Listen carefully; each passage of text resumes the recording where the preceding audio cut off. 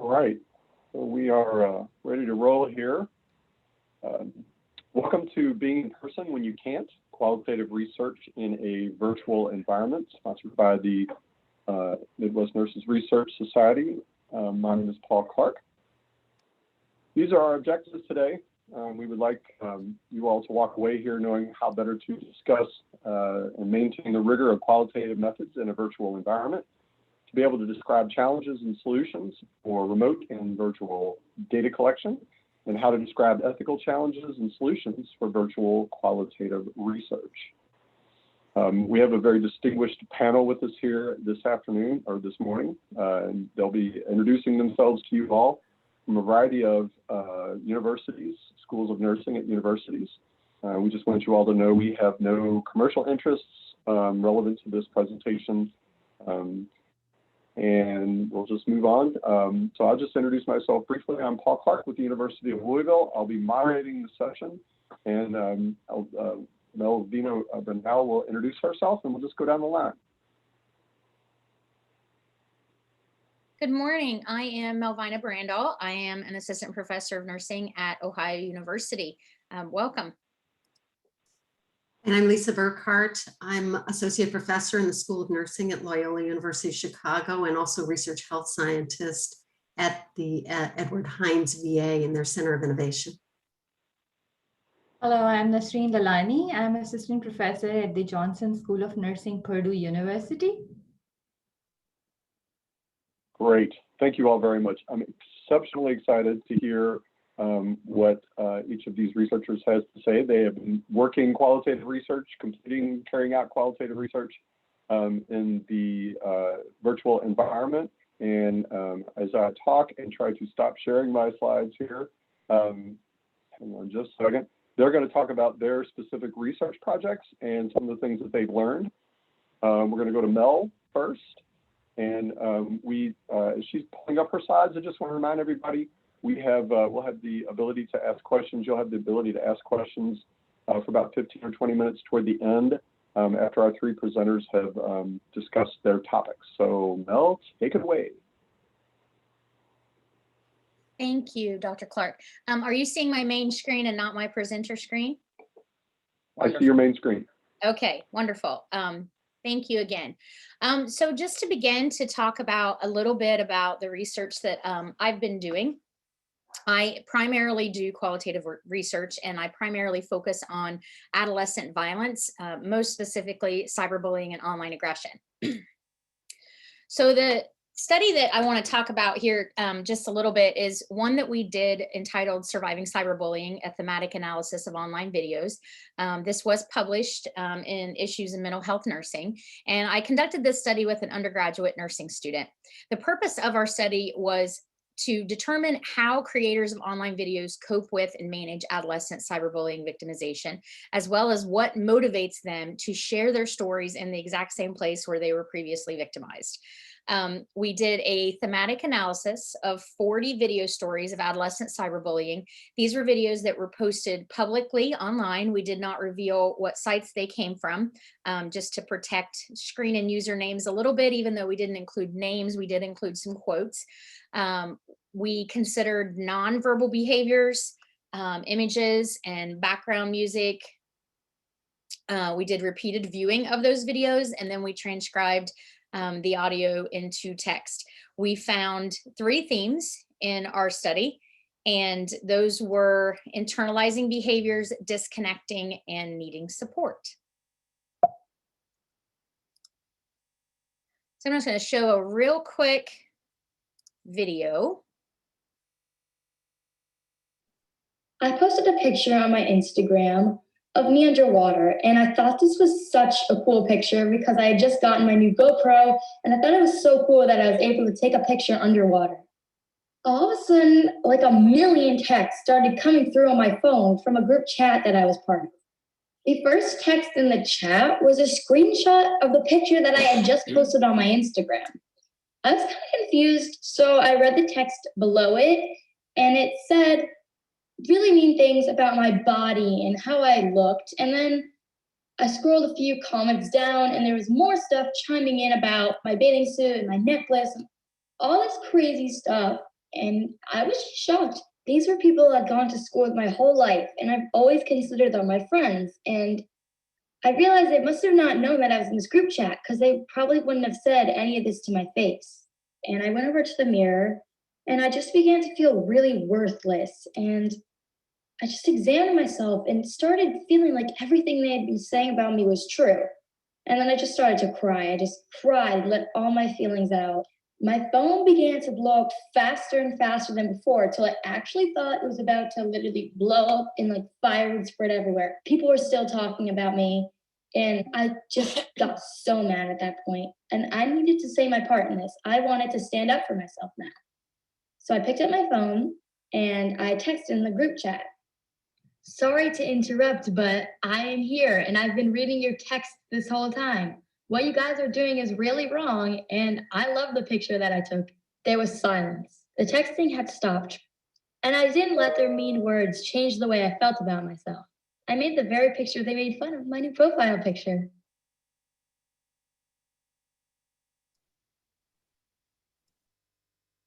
That's an example of a similar type video as to what we analyzed.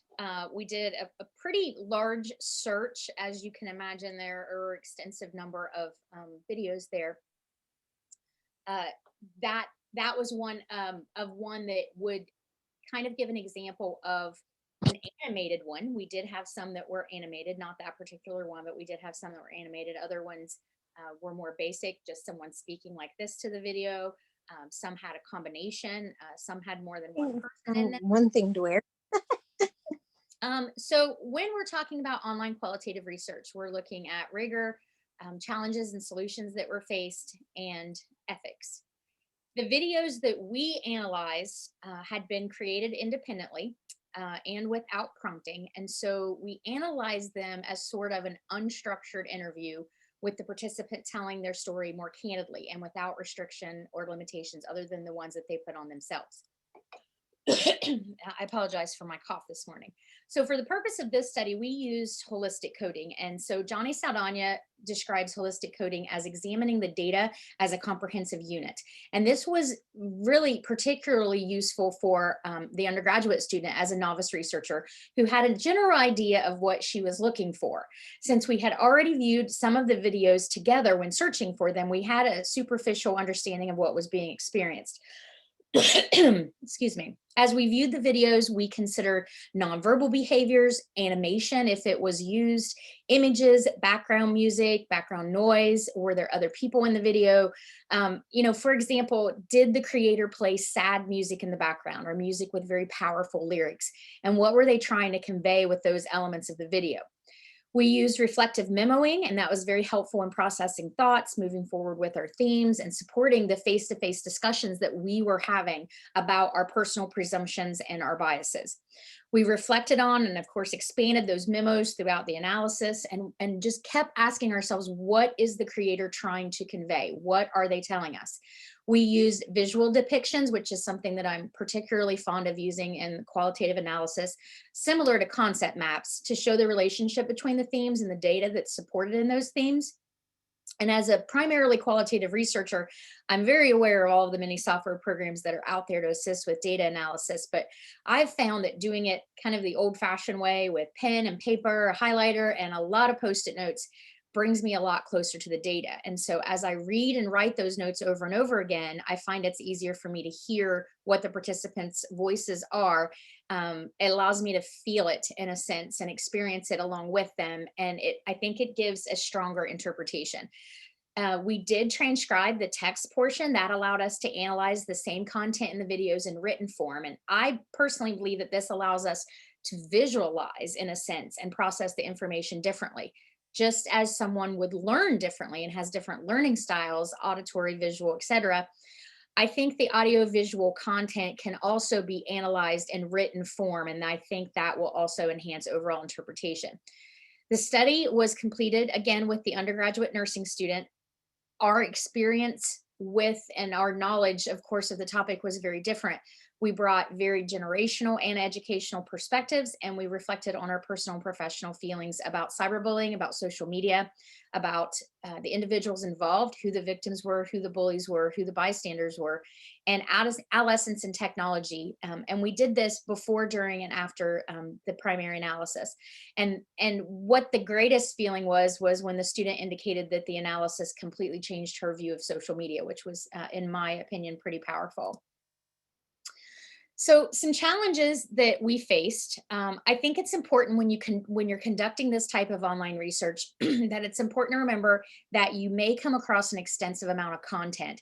And so it's really important to keep your focus narrow and limit the inclusion criteria. You really have to know exactly what data you want to collect before you begin, and then you need to outline your search strategy based on that. And you may find that even if you keep it very narrow, you're still finding a significant amount of content. Originally, I wanted to include comments, but because of the large number of videos and the large number of comments on those videos, it was really going to be impossible to do that. Determine what you're going to analyze. Again, are you going to analyze the entire posting, including comments, or just the original posts? Are you going to transcribe the audio video into written text? Will you include nonverbal behaviors, the background activity, and sound?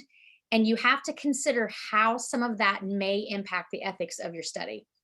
So web-based or social media-based data are not necessarily demographically or experientially representative. And we know that to be true as far as qualitative data is concerned.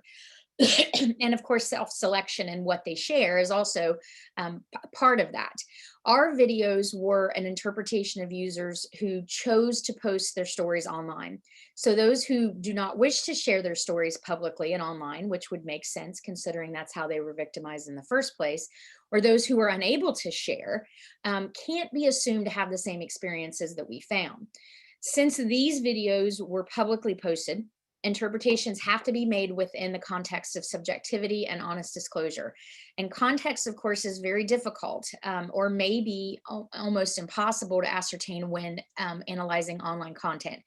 Even if it's traceable, and we don't normally want it to be, we have no guarantee that it's also factual, and we have to keep this under consideration, especially when we're looking at what we might consider an unusual or an outlier type case, or something that occurred that just seems a little off the wall or kind of out of expectations. We have to recognize all of this as limitations. Advocates and detractors, including trolls, can really distort online conversations, especially when there are unrestricted comments. We have to keep this in mind with social media data, or when we are attempting to analyze comment sections. Social media data and comment reviews may have what we call a lot of noise data, meaning useless posts like sales pitches, attempts to gain followers, irrelevant arguments or debates that may pop up. With my particular research, with it being cyberbullying, of course, there's a lot of comments by very young internet users. And so there can be a lot of kind of back and forth arguments that are irrelevant to what I'm looking for. And it's important to remember that the internet spans the universe. And so content may be presented in different languages, which may be a challenge to analyze.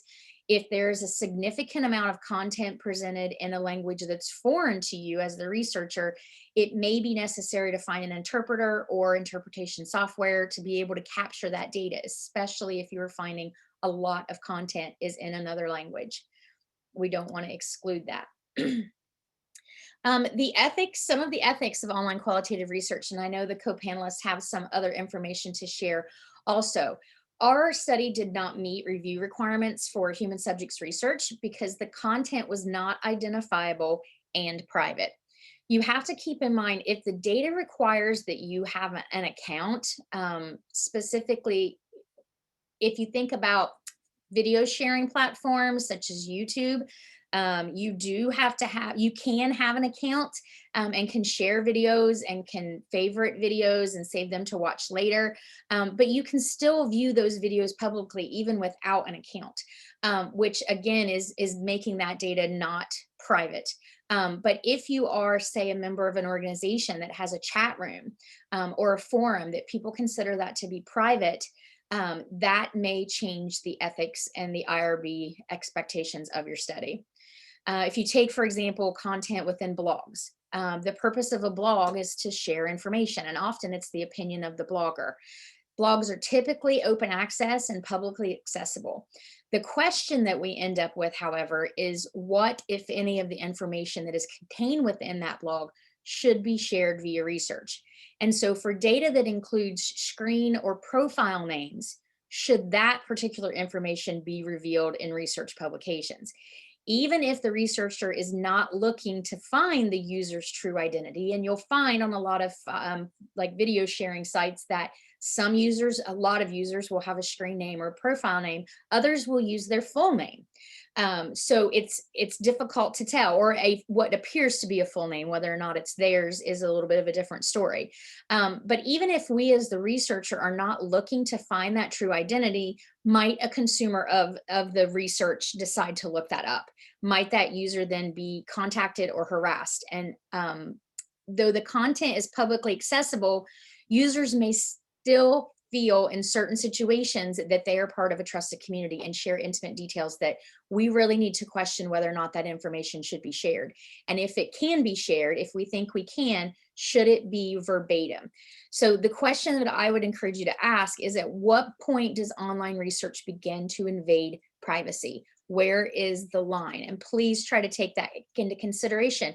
As a researcher, if this was something that I posted online, would I want someone to share that information verbatim and draw attention to it? And what are the risks and benefits of that?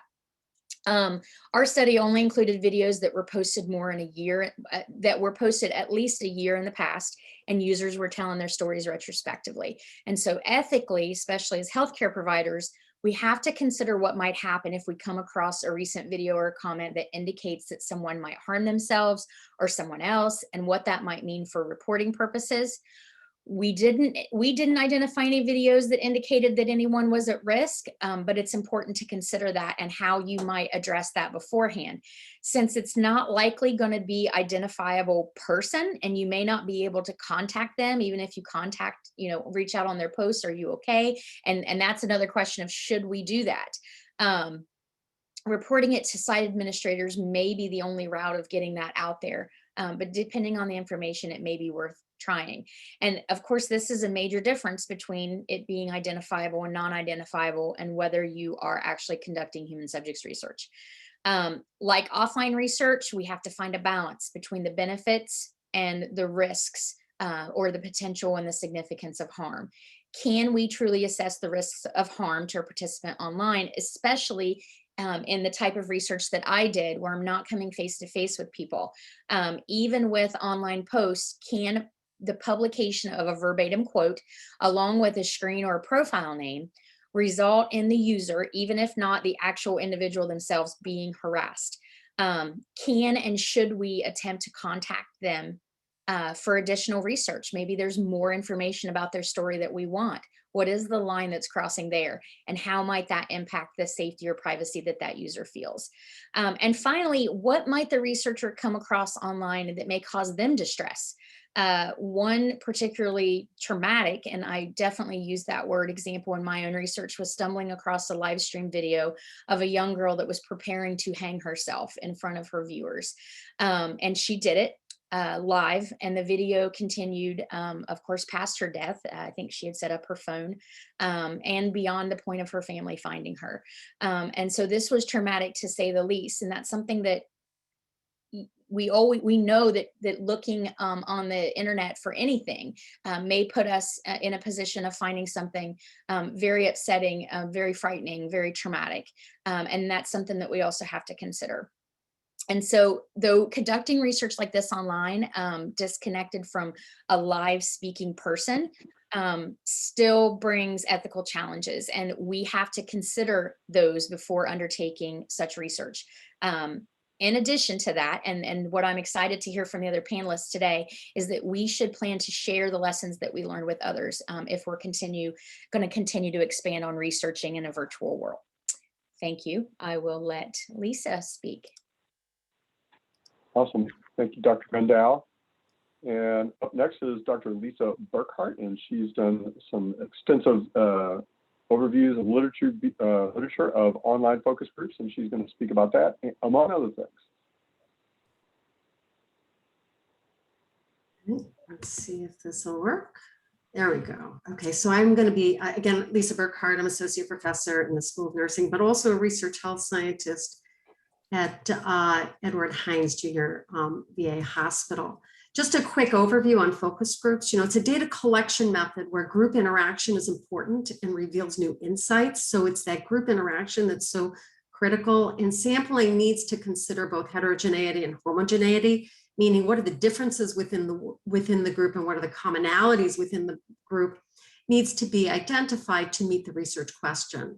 So the focus group is a unit of analysis. Each focus group should be analyzed separately and then results compared.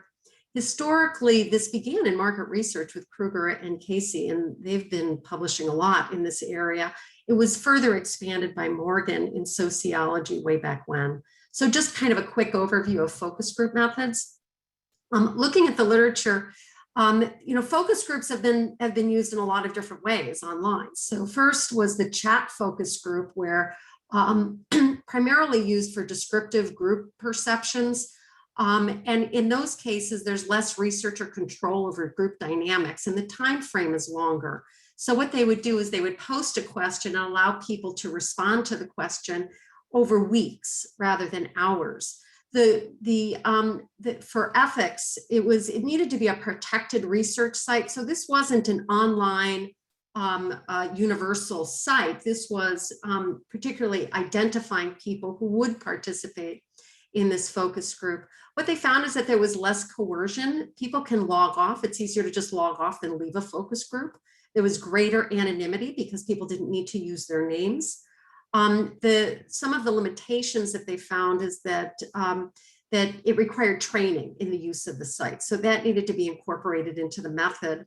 And they could use larger sizes because it was asynchronous. People could pop on at a time that was convenient for them. Again, the interview questions were staggered over time. So it wasn't, so it was structured using a different time approach. And the analysis was, the nice thing about analysis is that it was already transcribed. And what they did find is that their nonverbals could be captured using emojis and caps and things like that. They didn't think they were going to be able to do that, but they were able to do that. So looking at the online versus face-to-face synchronous chat. So again, staying focused on the chat. These are early studies. There wasn't a lot in literature in terms of studying these focus groups. In this case, Reed used 16 groups of undergraduate students. A lot of the research was with students who participated in face-to-face and computer-mediated or online chat functions. What they found is that there was more communication in face-to-face, but there wasn't greater ideas presented.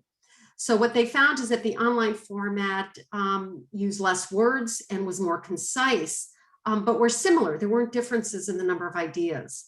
Face-to-face had more agreement. People were more polite. They agreed, more solidarity, more positive emotional acts, more self-disclosure. But the students liked the online format better. They did find that there were no differences in participation rates, so that was kind of interesting. And there was less disagreement, or there was no difference in disagreement and opinion questions, so it didn't hold them back. And what the researchers were concerned about with this is anti-normative behavior, cruelty, flaming, what they called flaming, but that didn't pan out. They didn't find that actually happened. So another thought of synchronous versus asynchronous focus groups is really going after populations that are hard to go after in a face-to-face format. So particularly the pediatric population. So Tates in 2009 looked at the differences in using face-to-face or synchronous and asynchronous methods. And what they found is that it was, the benefit of online is convenience, and accessing populations who might not be able to come in for a face-to-face. It's also cheaper because it's online and you don't have to get space. It was an easier, it was less expensive and an easier data capture, as well as anonymity in the asynchronous format was very was very helpful. The limitations is that people had to be computer literate. They had to be able to use the system. So there was a selection bias in that, and some loss of nonverbal signals, particularly in the pediatric population, who might not be as now. This is 2009, so right now that might not pan out because the young folks do know how to use the online emojis and language. Now, what Kite did, which I found to be very interesting, that's a more current study, is they compared web conferencing focus groups, and this is one of the more current methods, is comparing the live focus group versus the live online. And what they did is they compared 5 focus groups, 3 face-to-face and 2 online, for over 90 minutes. And what they found is that the limitations with this is that there is a lot of technical issues, particularly sound quality. So you have to pad that into your focus group and make sure that worked. They use the chat function a lot, and you really have to learn how to navigate the chat and the voice online format. And that is complex. Actually, I found that in my work as well. More online participants withdrew, so that was an issue. Benefits, there was no difference. I'm sorry, there was no difference. I'm so sorry. Are you advancing your slides? Because we are still looking at asynchronous chat groups with Kenny. I am. Is that the one you're on? Okay. So let me stop sharing and reshare. Sure. You may want to share your screen as opposed to, how is that? Share your application, whatever, try either one. I will do that. Thank you for catching me. Some astute viewer noted that in our comments. Thank you. Thank you very much. So we're web conferencing focus groups is what we're seeing. Okay, that's great. Thank you very much for catching me on that. So for web conferencing, what they found is that the limitations, so that was comparing the web conferencing versus face-to-face. What they found is that there were some online, see, here we go. That's kind of what some of the technical issues, this is what we're seeing on webinars, that there was a lot of time spent on technical issues. They had to use both the chat and the voice synchronously. And then for the online, there were a lot of participants that withdrew. So that's why they had to cut the online down to 2 focus groups, because it was easier for them to withdraw. The benefits, that there was no difference in data quality, that was interesting, and that there was genuine discussion between the participants in both methods, and that there was no change in the actual discussion questions didn't need to change based on the format. All right, can you guys see the change? Are we good?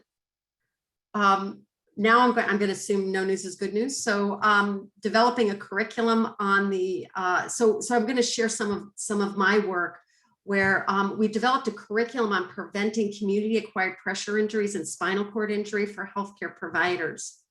And I have to add another disclosure because this is VA research. This project was funded by Paralyzed Veterans of America Education Foundation, but we also used some findings or results from an HSR&D funded study. And so just to disclose that, and anyway. The overall purpose of the grant was to develop an educational curriculum for healthcare providers. We did for the checklist study, for the HSR&D study, we performed qualitative research looking at provider and veteran perspectives of preventing pressure injuries in the community among the SCI population. And there was so much information. What we did is we have this second grant to develop an educational curriculum for healthcare providers. We used the Thomas 6-step approach for curriculum development. And the second step of that was to use focus groups to identify healthcare provider educational needs. So that's what I'm going to talk about today. Again, the purpose of the module was to create an educational curriculum. The sample were 10 interprofessional providers. The homogeneity was that they were all providers in SCI. The heterogeneity is that they were interprofessional. This was exempt by IRB. It wasn't considered research, although we did use a consenting process where I sent them information about the focus group. I talked to them before the focus group to make sure all the questions were answered, and they did agree to participate and knew that it was going to be recorded. We did have a private site that was designed for that focus group. We used Microsoft Teams within the VA intranet, so it was a protected site. We used a 3-step process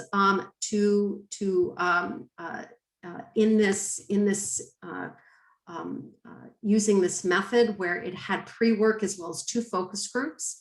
We used content analysis to identify module topics. So this was very much of a pragmatic approach where we had a specific goal to attain in identifying module topics. Okay, so the pre-work, I had a pre-tape presentation that lasted about an hour to go over the current guidelines in preventing pressure injuries, as well as the results of the qualitative research from the checklist grant. So, so there was some baseline understanding of what's out there in the literature, which was consistent with the Thomas method. We also gave them a worksheet for note-taking during the presentation, so they were prepared to engage in the focus group, and they knew what we were going to do. So it really set the stage to address the project question. So the first focus group was really designed for brainstorming.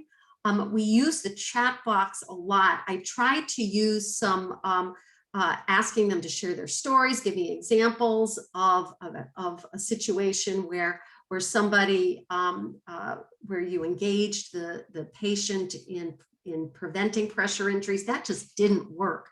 People didn't want to share their stories. I also talked about their current practices where they needed to learn a little bit more about it. That didn't work at all. But I got to say, the chat box from this worksheet, they really filled the chat box, and that chat box became the foundation for the discussion.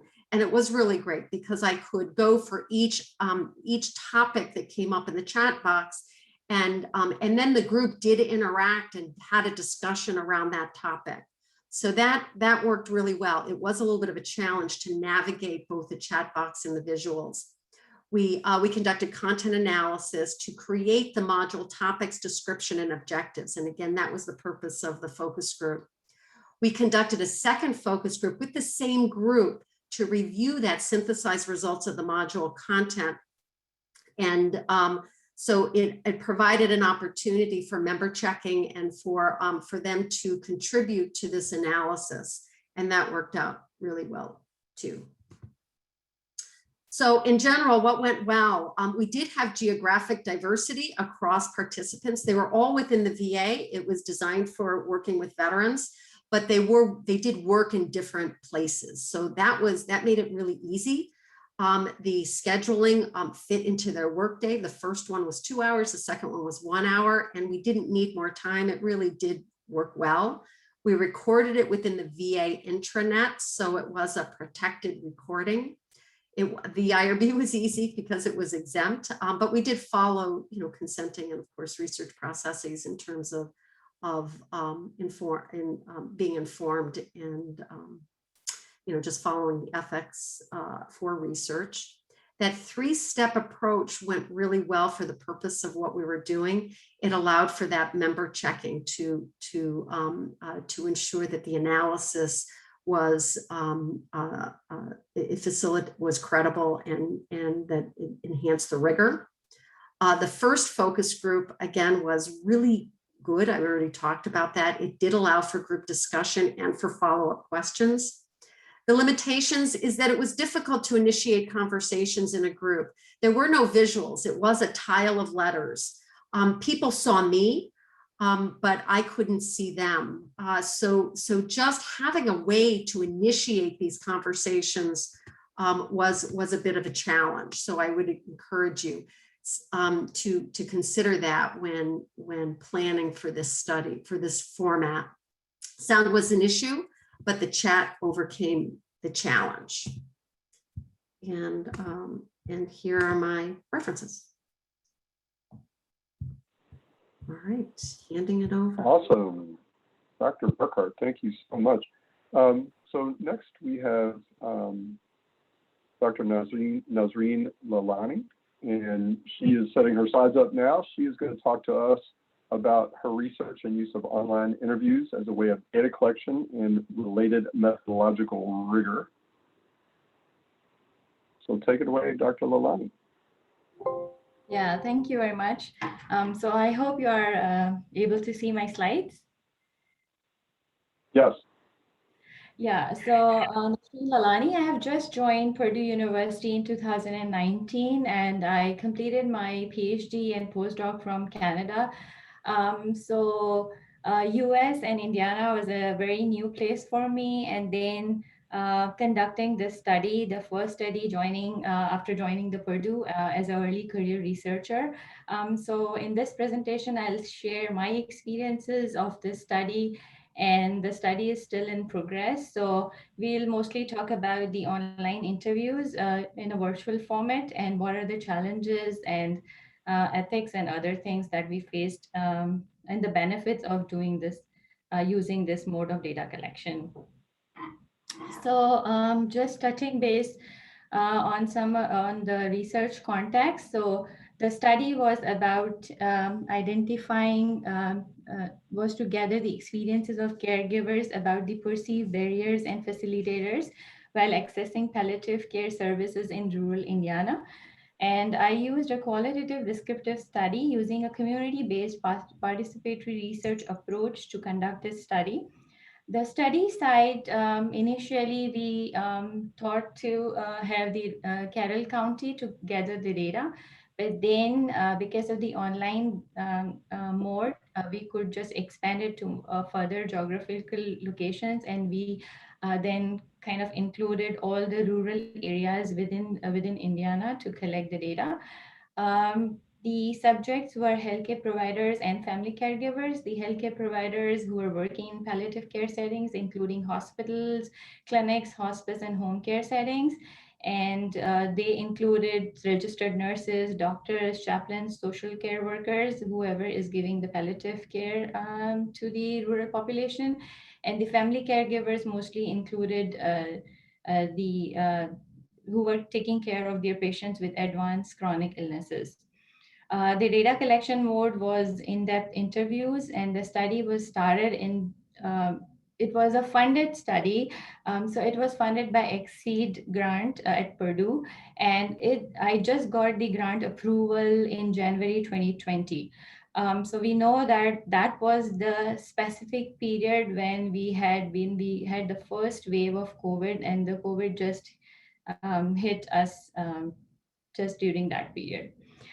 So the bigger challenge was the contextual awareness and understanding, because we know that doing any qualitative study, knowing about the context is very important. And I think for me as a researcher, being new to Indiana and then again very new to the rural context, this was a huge challenge to me. And then because the study got approved in January 2020 and there was pandemic, so again, because given the rules of social distancing and university not allowing the in-person research was again a big challenge.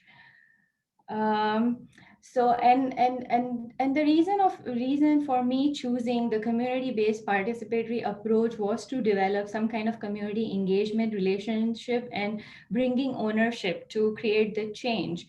But however, because of the pandemic, this purpose was again limited and was restricted. And like I had a lot of limitations knowing about the people, place, environment, and the systems. And because of the pandemic, it was hugely impacted. So this was again a challenge, but at the same time, it was a big learning curve for me. So following the study approval, I faced several IRB challenges. From January to April. The rules and policies were continually revising as per the pandemic situation, and there were no in-person studies were allowed. So there was a major delay that I faced in the initial process of the study. In April, we were told that we can change to online modes, and therefore we had to make all the changes in the consent form, flyers, and invitation letters. So the biggest question was for us was to consider that how should we post our study flyers to spread the word out for recruitment, because we had to recruit the rural population, and then because nobody was kind of visiting the clinics, the very limited people in the hospital. So it was really a challenge. And then we kind of thought of contacting our own research partners. And then like there was a question that how do we access the participants through the online platforms. Uh, and then we had to change the consent forms also. There were suggestions of using the DocuSign, but again, looking at the family caregivers in the rural contexts, the DocuSign could have been proven as a complex measure of consent. So the IRB gave us the permission to do the recruitment on emails, and having the permission on the email, and then having the verbal consent before the interview and recording those. The other bigger challenge was honorarium, selecting the participant honorarium. So we had to see the policies for getting the online gift cards. But again, in the actual, when we were conducting the interview, some of the participants refused to accept the online gift cards because their institutions were not allowing them to accept the online gift card. And then they kind of requested us for any promotional items, and then I had to again kind of reach out to the policies for getting the promotional items, and then there was again a different of policies, and it was kind of changing the IRB also. So those were again some of the challenges that I had kind of selecting the participant honorarium in my study. Then recruitment was a major issue for me as a researcher. One of the reason that being I have already shared that I had very limited contextual knowledge and understanding of the people, place, and the environment. And to ease the recruitment process, I tried to develop some research partnership with one of the rural agencies in town. However, due to pandemic, they also faced restrictions, and kind of it was again posed some limitations, and they refused to do recruitment for me. Also about the flyers, so other than using the physical flyers, we kind of used the online newsletters from different available at different rural health department counties.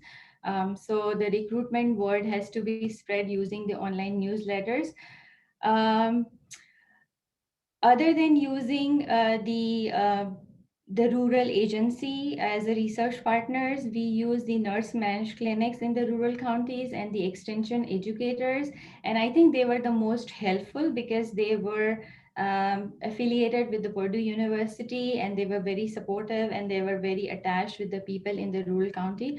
So that was the advantage of using the nurse managed clinics and extension educators to get further advance the process of recruitment. Other than that, the snowball approach that we found was very helpful. Then we had to again when we were using the extension educators to assist us in the recruitment, we had to consider the language that we used for recruitment and the language we used in the flyer. So that is again an important consideration in recruitment. And then it was like, because it was a palliative care study, and to make them understand the term palliative care was not very easy. So we have to, whatever emails or whatever invitation letters or whatever requests we were sending to those extension educators, we had to explain them very clearly, step by step, that how we would like to recruit and who are the eligible participants and whom we would like to contact. So it's important to have this consideration in mind. So the next is methodological rigor. So we all know that when we are doing qualitative interviews, it is very important to build rapport, trust, and respect. And there in the literature shows that then when we conduct in-person interviews, there is a higher probability of building the engagement and rapport. But again, I would say that there are limited number of studies in this area, and we need more studies kind of comparing the impact of having the in-person versus the online interviews. The other thing, and it The other thing that we found that often participants do not feel comfortable sharing sensitive information like death and dying and other caregiving experiences of grief and loss using the online medium, especially in the context of this particular study, aiming to gather palliative care experiences. Again, the flow of ideas and thoughts were sometimes interrupted due to technical and other connectivity issues also. Literature also indicates that using online interviews, there is an intrusion into the participants' own personal space, like their homes and other personal space. So this is something to consider.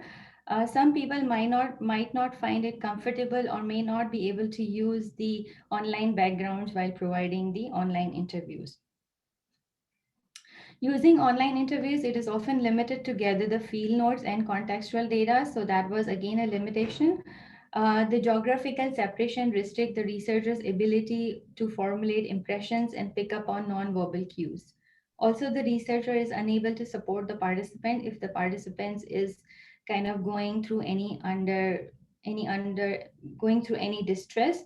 So this is one of the consideration. However, in our study, we did not find any kind of those issues. Then environmental distractions were another major barrier while doing the online interviews, because in one of the interviews, I particularly experienced that the participants were providing the online interview from her own work setting, and that was the hospital. And she was not number one, she was not comfortable using the Zoom and was anxious using the technology. So the interview got delayed because of that. And then because she was in her own work environment, her phones were ringing continuously and she had to attend the call, she had to respond to her colleagues. So those were major distractions during the interview. And then those distractions affect the quality of interactions and flow of thoughts and ideas and experiences. So these are some of the things that needed to be considered during the online interviews. And one of the thing that again, because of those distractions, the interview took a longer time. In some of the interviews, participants asked me to use the Microsoft Teams. So again, like for me as a researcher, I was not very comfortable using the Microsoft Teams because I mostly use the Zoom. So in that interview, I had that limitation that I was bit anxious doing her interview on the Microsoft team, and that kind of also affected the quality of engagement and interaction with the participants during the research. So again, like that was a learning point that a researcher need to be trained while using any form of technology or any form of online platform. Um, then there were multiple instances when we made the calls and calls were dropped due to poor connectivity and technical issues. And sometimes there is also, we need to consider the age of the participants. So because in this study, we had family caregivers and most of them were aged. So I still remember there was a participant who kind of said that she would prefer to have phone call rather than using the Zoom or the Microsoft team. And when we invited her, when we accepted that, okay, we can use the phone calls, but again, she was not comfortable and she refused to be the part of the study. So participants' age is again a very important consideration whenever you are planning the online or in-person, whatever mode of data collection we want to have in the study.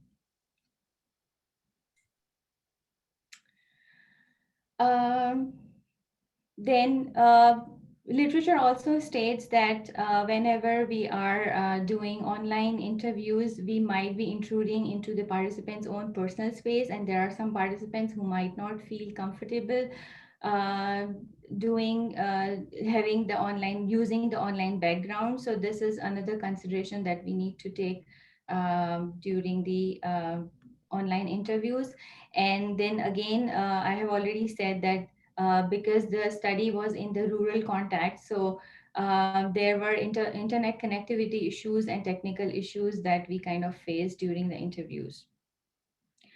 So again, there were some, although there were some challenges, whereas there were some benefits also for conducting the online qualitative interviews in our study, because Lisa also said that when we use the online approaches, they are more cost effective, and we kind of save the space and travel cost. And there is efficient use of time, because initially the study had to be done only in Carroll County in one of the rural area, but because it changed to the online more, so we could just expand our geographical location for the research, and then we kind of change our IRB from one rural county, and we could have the data collected from all the rural counties of Indiana. So that was one of the major advantage that we found using the online mode of data collection. Um, the literature also supports that the power relation, that is very important consideration during the qualitative study, that is kind of minimized when we use the online form, because in the online format, the participant has more choices, autonomy, and flexibility in terms of space, time, and they don't have to be in front of the researcher, because that might create some kind of anxiety on the part of participants. So that is kind of minimized. The power relations are kind of minimized using the online platforms, and participants feel more comfortable at their own place and time while giving the online interviews. The other benefit that because the study had to be started in January 2020, and then because of the COVID, it got delayed further 6 months. So we utilized that time to do a scoping review, which is kind of now published. It was again a benefit that we could use that time for doing a scoping literature review around the research concept, and then we could modify and refine some of the tool that we used in the study. So that was again a major benefit we experienced using this online platform.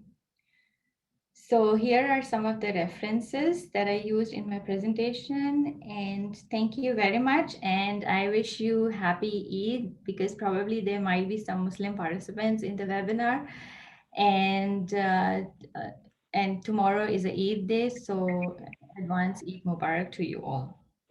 Thank you. Yes, that is a fantastic reminder. We have several Muslim colleagues at the University of Louisville that are celebrating Eid al-Fitr, so we wish everyone who's celebrating the holiday and ending Ramadan blessings. We have about 5 minutes that remain, and one question that came up, and I'll direct this to Lisa, this person asked, I was wondering if their attrition rates were higher than they expected with interview questions staggered over time, or if it was about or around what they estimated. So Lisa, can you take that question, please?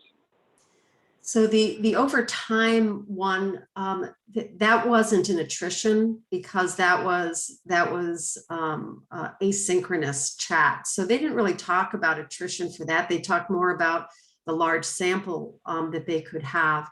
But the attrition issue was the synchronous side. And actually, Nazarene, you brought up the same issue in terms of, my dog just barked. There you go. There's an example. The kids are crying. The technology issues are a mess. It's like, I can't do this right now. I have to deal with the emergency in my personal life right now. So when you are in somebody else's home, I mean, virtually, the family comes first, so people would skip out because of that. So those were more of the issues. That was what was published in terms of why attrition happened. The scheduling issue, that could be managed ahead of time, but it's the moment of the focus group that introduced that problem. All right, thank you. So that is the only question that was in the chat at this point. And you can certainly type any questions in the chat box, and I am looking at the chat box right now. I know we ran over a little bit. I love listening to the material. I learned a ton today from what our presenters presented. I actually did a qualitative Zoom conference focus group yesterday, and we had that issue with, we asked everybody to leave their microphones and their cameras on so we could get, those verbal sighs and laughs and nods and that kind of thing. And then kids started screaming and animals were climbing on people, and it wasn't disruptive, but it was part of the milieu, so we had to roll with that. So one person asked, any comments on using Zoom and recording online interviews? Question mark, security, question mark, IRBs, question mark. So I'd open that up to our panelists. Actually, I'll jump in on that. I originally wanted to use Zoom. For my checklist study, we did photo voice, where we held the interview actually online, looking at the same photo. We weren't allowed to use the voice because it wasn't safe. So we had to use voice by phone. That was secure, but not for Zoom. So VA is very particular about that. So Zoom is not allowed at the VA. So I do think that there are some issues. I guess it depends on your site, but that wasn't allowed. There was just someone that noted that the IRB must approve audio and video, recommend Teams or more secure. And Lisa, I note you all use Teams. We use Teams at U of L, and we have the same issue. But for a corporate ownership like U of L has a license with Microsoft, it's stored on a secure U of L server. So when you use Teams, IRB likes that a lot better as opposed to Zoom, which might end up being stored on a server farm somewhere outside the institution. I don't know if you have any on that. Yeah, if you have, but I would like to say that I use Zoom for interviews and I use the institutional Zoom. So it was allowed by the IRB. So if you have institutional Zoom, then they have their privacy conditions, and then you have to approve that. And then IRB allows that. So you can use Zoom if it's institutional based. I do think that Zoom has changed over the years. I think when the pandemic hit, the limitations of Zoom became very clear when people were jumping in classes and whatnot. So I think Zoom increased their privacy strategies in response to that. One participant from the country of Jordan says we only allowed phone calls, no video in Jordan. So that's an interesting comment. Another one says we have a HIPAA compliant Zoom account for research. Another one has a IRB approved Skype for business account. I'm assuming that most of these would be institutional accounts, just like we've been talking about with Teams, or Nazreen said about Zoom, because those are actually stored on a server inside the university, which would meet security requirements. So one other question, and I know we're at 12:30, so I'll throw this last question out, and I just want to add, if you have questions, please add them, and we will follow up with you by email. We will attempt to reach out and follow you up with email. Did you face any technical problems, and how was it handled? Anything, Mel, Lisa, Nazreen, as we close up and end? I had a lot of technical issues, like when I was using the Microsoft Teams as requested by one of the participants, and there were a lot of internet connectivity issues. And then again, I shared about the environmental distractions. So those were some of the issues that I faced. Go ahead, Mel. Mine were not with live participants. I did recorded videos that had already been recorded, so I didn't have any technical difficulties. For mine, it was the sound quality for some of the folks, because they were coming in different ways. So that was a little bit of an issue. I do have to say that on the fly, the chat function, I didn't expect the chat to be so critical in the method. I had to navigate that. So from a technical standpoint, it's really being able to navigate those two methods at the same time was really important. I highly recommend that you practice that before you conduct a focus group online. So thank you to our four participants, Dr. Brandau, Dr. Burkhart, and Dr. Lalani. Thank you to MNRS for hosting this forum. Thank you to our Qualitative rig for the work that they put into making this happen. I'm noticing some other questions that have appeared. We will attempt to reach out to you all directly and connect you with a participant that might be able to answer. And this recording, there was a question about whether there will be CEs available for this. I don't believe there will be, but MNRS can get back with us about that. So as we conclude, I just want to say this will be online, available online. So watch the MNRS website for the link to the recording for this. I'd like to finally then say, appreciate all the work that's gone into this. Eid Mubarak to our Muslim colleagues as in Ramadan. Thank you all for attending. We look forward to connecting with you at future MNRS online and soon in-person events. Thank you very much. Okay, thanks. Thank you all. That was absolutely wonderful.